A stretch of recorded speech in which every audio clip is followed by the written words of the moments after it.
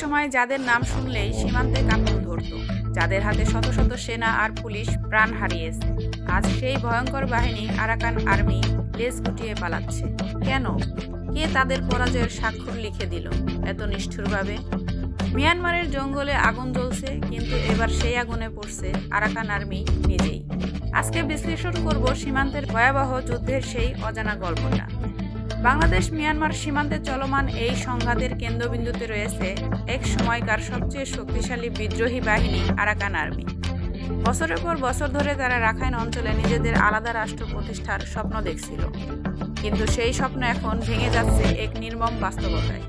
কারণ গত কয়েক সপ্তাহে মিয়ানমার সেনাবাহিনীর টানা অভিযানে আরাকান আর্মির শত শত যোদ্ধা নিহত হয়েছে, হাজারেরও বেশি বন্দী। স্মরণ করুন মাত্র কয়েক মাস আগের ঘটনা। আরাকান আর্মির হাতে দাউ দাউ করে জ্বলছিল সেনা ক্যাম্প, সীমান্তের ওপারে থেকে গোলা পড়ছিল বাংলাদেশের অভ্যন্তরে। তারা তখন এতটাই শক্তিশালী ছিল যে রাখাইনের একাংশে তারা প্রশাসনও চালাতো নিজেদের মতো করে। মানুষ ভাবছিল হয়তো এবার সত্যি মিয়ানমার ভেঙে পড়বে, নতুন রাষ্ট্র আরাকান জন্ম নেবে। কিন্তু ভাগ্যের লিখন অন্য কিছু ছিল। মিয়ানমার সেনাবাহিনী হঠাৎই কৌশল বদলে ফেলে। আকাশ থেকে টানা বোমাবর্ষণ, ড্রোন হামলা আর গ্রাউন্ডে বিশেষ বাহিনীর যৌথ অভিযান এক কথায় আরাকান আর্মিকে চূর্ণ করে দিয়েছে। বিশেষ করে পেলেটুয়া ও বুতিদং এলাকায় তাদের ঘাঁটি পুরোপুরি দখল হয়ে গেছে। এখন আরাকান আর্মির হাজারো সদস্য সীমান্ত পার হয়ে বাংলাদেশে আশ্রয় নেওয়ার চেষ্টা করছে, কিন্তু বাংলাদেশও এবার কঠোর। বাংলাদেশ সরকার স্পষ্ট জানিয়ে দিয়েছে কোনো বিদ্রোহী গোষ্ঠীকে আশ্রয় দেওয়া হবে না এবং সীমান্তে নিরাপত্তা জোরদার করা হয়েছে। বিজিবি ও সেনাবাহিনী সীমান্তে সর্বোচ্চ সতর্ক অবস্থানে। যে মুহূর্তে তারা সীমান্তে গোলাবর্ষণ শুরু করেছিল, এখন সেই একই জায়গায় তারা নিজেদের জীবন বাঁচাতে পালাচ্ছে। এ যেন ইতিহাসের অদ্ভুত উল্টো চিত্র। আরাকান আর্মির ভিতরে এখন চরম বিশৃঙ্খলা। তাদের শীর্ষ কমান্ডার টুং নিয়ান এবং মিয়াওসা থিং এর মধ্যে বিভক্তি তৈরি হয়েছে। জাতিসংঘ ও পশ্চিমা শক্তিগুলো এই যুদ্ধের প্রতি নীরব।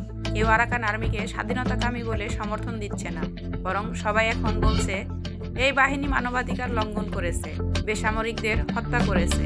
এই আন্তর্জাতিক ন্যারেটিভই মিয়ানমার সেনাবাহিনীকে আরও শক্তি জুগিয়েছে তাদের নির্মূল অভিযানে।